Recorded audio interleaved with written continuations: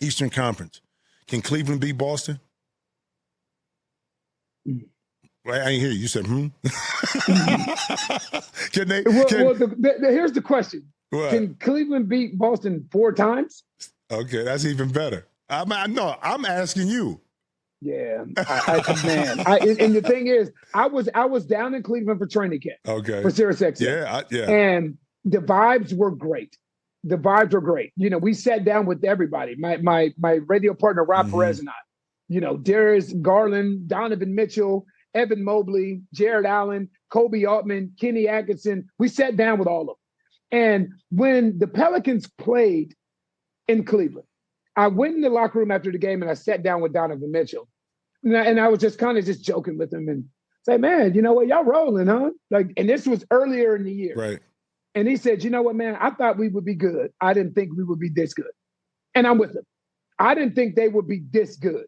But the question now becomes, can they get over that hump? Yeah. Because I think they are the second best team in the Eastern Conference. I think for a while it was like, oh, can New York challenge them? Can Milwaukee challenge them? I think those two teams in the Eastern Conference have separated themselves. And I'm going to be honest with you, Jimmy, it is really, really difficult right now to see another team in the Eastern Conference beating one of those two? Beating the Boston Celtics 4 times. Oh, yeah. You know 4 times. And it helps. They got DeAndre Hunter. Yeah. That helps. Yeah. You know what I liken it to? And this is the last thing before we get out of here, is that when Steve Kerr took over the Golden State Warriors, Mark Jackson kind of primed the pump. So that's what J.B. Bickerstaff did. But what people don't give those young men credit for is that they matured another year. So they were able to accept the new kind of coaching that Steve Kerr brought in, okay? Despite what happened, or you liked Mark Jackson, you didn't, whatever. They grew another year mentally.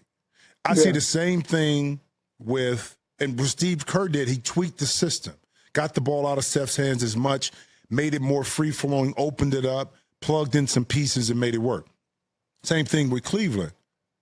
That now the coaching staff looked at it and said, they've matured another year. We have to utilize Evan Mobley in a different way. We got to utilize Jared Allen. We're going to allow Garland to be, but we're going to create a system where not everybody's playing off each other. And those young men in that locker room matured enough to understand that. And I think the combination of the two philosophies kind of meshed together, and we have the Cavs where they're at today. And do you know what else helped?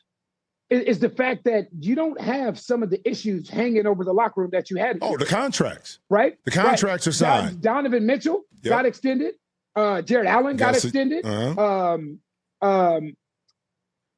Evan Mobley got extended. What's the 3-man? Who's Strus? No. Gosh, his name is eluding me right now.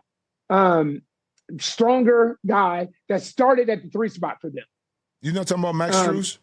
No. No. No. That guy. Yeah. You know what I'm talking about. Yeah. I'm Josh so sorry. Josh is gone. No. Josh is gone. Yeah, it's not Josh Okogie. No, it's not. I know you're talking about. Yes. Isaac Okoro. Isaac Okoro. So they locked in their core, so there's no more questions about what direction we're going in. Last year, and you know how that works. You know how that works in this league. You got contracts hanging over. The big question was, is Donovan Mitchell coming back? Remember, Jared Allen didn't even play in the postseason. Yeah. Right? Is he really engaged? Is he really coming back? Does he want to be a part? When you can take care of everybody financially, now you have a locker room that is built on peace. That's built on peace and camaraderie. It's a lot easier to go out and play when everybody in that locker room, contractually speaking, is taken care of. Yeah. It's going to be, I think the West is a little bit more open, of course, just because, with Memphis getting better and OKC. Now, listen, if it starts today, the Lakers would play OKC in that first round, which would be very interesting, 1 versus 4. It'd be very interesting. I don't know about Minnesota. Defensively, they're not as good as they were last year. I think they do miss Cat from a perspective of what he brought to the table. Offensively, they're not good. It's good either. No. So